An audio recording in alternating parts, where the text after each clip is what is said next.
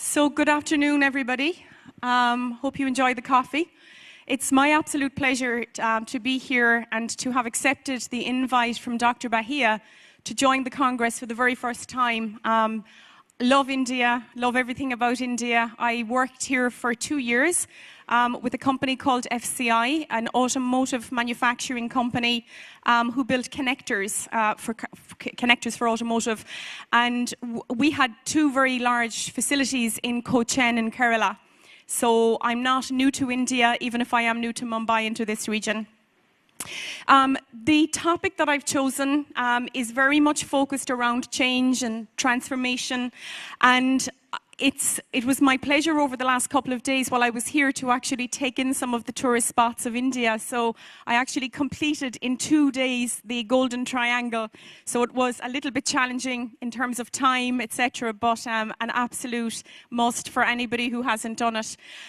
So HR's role in leading large-scale transformation is something that's, not new to me at all. I have worked as CHRO for the company that I'm with right now for the last, maybe 2 to 3 years.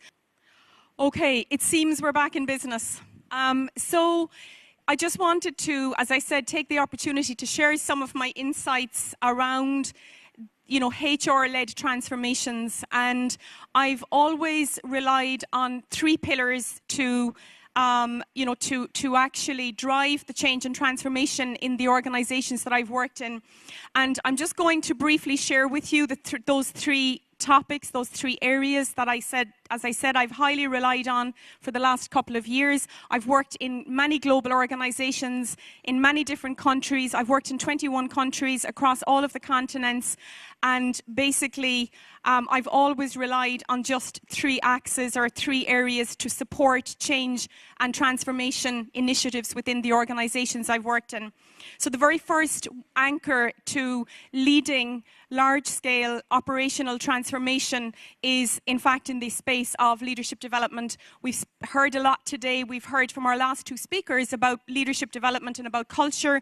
And again, I'm not going to speak about anything too different from any of that, but I think there's just a couple of points that I would like to emphasize as a HR practitioner, taking the lead on implementing large-scale initiatives within your own organization.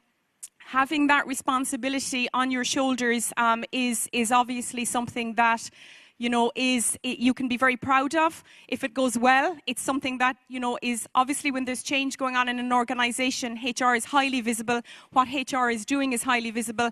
So picking the right anchors and picking your battles really is very important. So leadership development is the first area.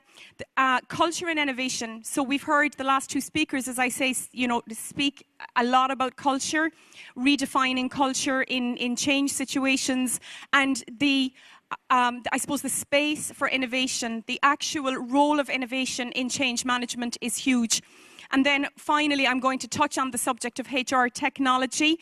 I work for a HR software organization. Core HR is in that space of HCM software. I'm not here today to sell Core HR's product, but I certainly am here to speak about the role of HR technology in leading large-scale change initiatives. So from a leadership development perspective, it is as important for leaders to unlearn as it is for them to learn. And basically, unlearning in the change context is very relevant. So therefore, it is really, really important that any of your leadership development programs actually covers this angle. So we must unlearn what we've learned, because a conditioned mind cannot comprehend. Sorry, the slides are still doing their own thing. An unconditioned mind cannot. The concept of unlearning is hugely, hugely critical. And really, if you don't have it covered off in your leadership development programs, you are missing a beat.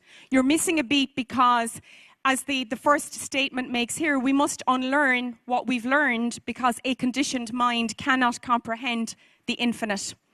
So we heard some of the speakers previously this morning speak about, not confining yourself to limitations in your business. And that's exactly what that statement is making. And it's what we think we know which keeps us from learning. So any change or development initiative that you will implement in your organizations needs to include that component for the leadership development program to be successful. And then I'm a huge fan of Steve Covey. And if we think about this statement, common sense is not always common practice in organizations, and particularly when it comes to leadership development and frontline leadership actually leading change within the organization. The last speaker spoke about situations where HR doesn't lead the change. The managers, the frontline managers need to lead the change, but it's the HR strategy to support that which is obviously critical. And returning to basics. So leadership development programs, if you're not addressing the very basics on leading people, and if you're trying to all of the time focus on best practice, as we heard the last speaker say, best practice is only best practice if it works in your organization.